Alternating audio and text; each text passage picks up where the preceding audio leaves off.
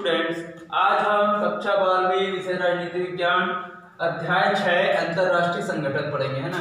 हम अंतरराष्ट्रीय संगठन में आज संयुक्त राष्ट्र संघ की कार्यप्रणाली या सिद्धांत के विषय में हम पढ़ेंगे, ठीक है। तो 24 अक्टूबर सन 1945 को संयुक्त राष्ट्र संघ का, है ना, विधिवत जन्म हुआ। 24 अक्टूबर सन 1945 को, है ना। और साथ ही उसने अपना कार्य करना शुरू कर दिया।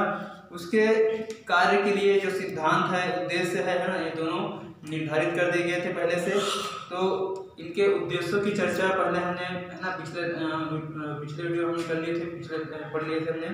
अब हम उनके सिद्धांतों की अब चर्चा करेंगे, ना। उनके सिद्धांतों के बारे में हम पढ़ेंगे, जिसके आधार पर, है ना, वह संगठन जो है संयुक्त राष्ट्र संघ है वो अपना कार्य कर रहा है। इसके सिद्धांत चार्टर, है ना, सिद्धांत जो है चार्टर की धारा 1 के अनुच्छेद 2 में इसका जो, है ना, सिद्धांत है उसका उल्लेख मिलता है हमें, ठीक है। तो इसके सिद्धांत के अंतर्गत पहला आता है सार्वभौमिकता और समानता। तो संयुक्त राष्ट्र संघ की कार्यप्रणाली के लिए जो सबसे प्रमुख सिद्धांत है वह है ना, निर्धारित किया गया है। वह इसके सभी राष्ट्र जो है, सदस्य राष्ट्र है, वो सार्वभौम है और शक्ति संपन्न है और सभी क्या है, समान है।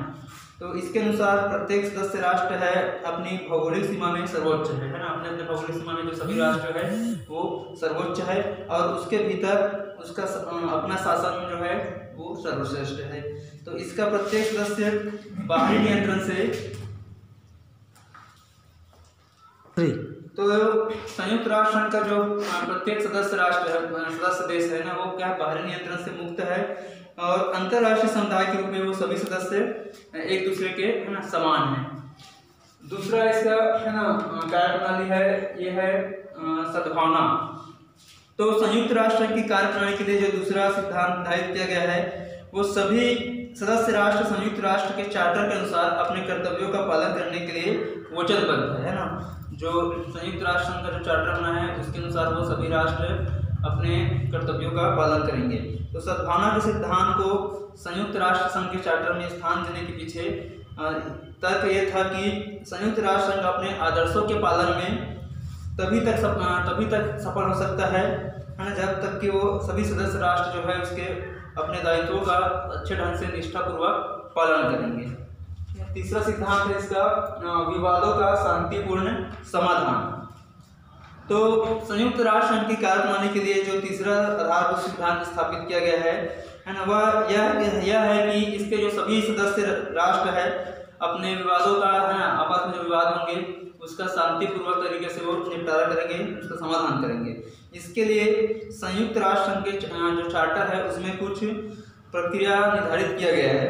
तो यथावार्ता, जांच, मध्यस्थता, पंच निर्णय, न्यायिक समझौते, प्रादेशिक व्यवस्थाएं आदि इसके लिए किया गया है, जिनसे अंतरराष्ट्रीय शांति भंग होती है अथवा अंतरराष्ट्रीय व्यवस्था पर प्रभाव पड़ता है ना। तो ऐसे विवादों का शांतिपूर्वक समाधान किया जाएगा।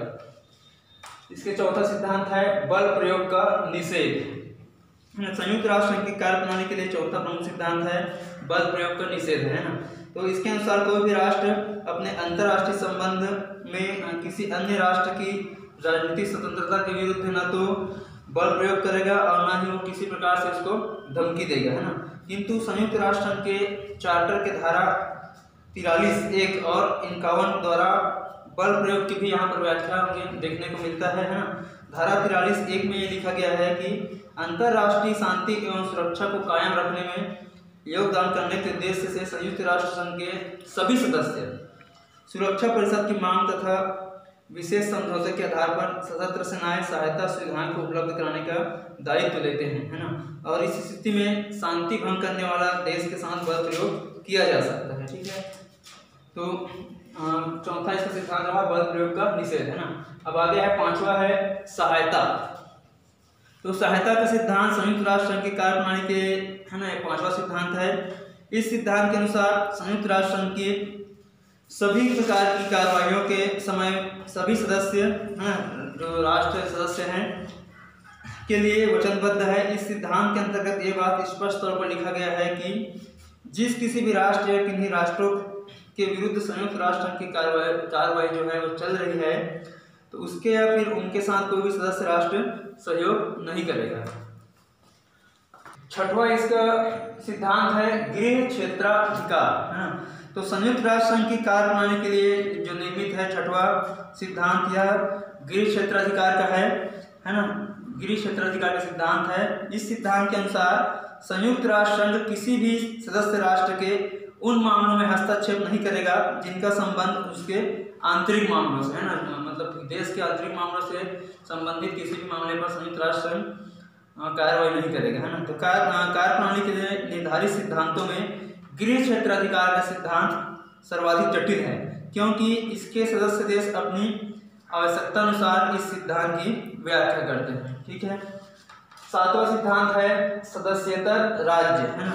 तो राष्ट्र संघ की कार्यप्रणाली के लिए स्थापित सातवां सिद्धांत सदस्येतर राज्यों से संबंधित है। सातवां सिद्धांत है सदस्येतर राज्य। राष्ट्र संघ की कार्यप्रणाली के लिए, है ना, जो सातवां सिद्धांत आता है वो है सदस्येतर राज्य का, है ना।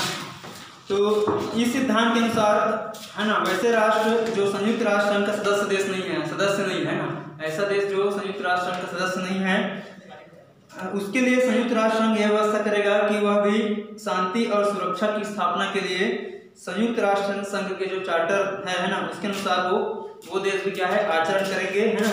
तो संयुक्त राष्ट्र संघ की कार्यप्रणाली के लिए निर्धारित सिद्धांतों में ये सिद्धांत हास्यास्पद प्रतीत होता है, क्योंकि जो राष्ट्र संयुक्त राष्ट्र संघ के सदस्य नहीं है ना, तो उनके द्वारा जो चार्टर है संयुक्त राष्ट्र संघ का, है ना, तो उसके अनुसार आचरण करने के बाद, है ना, ये जो है वो तार्किक प्रतीत नहीं होता है, ठीक है।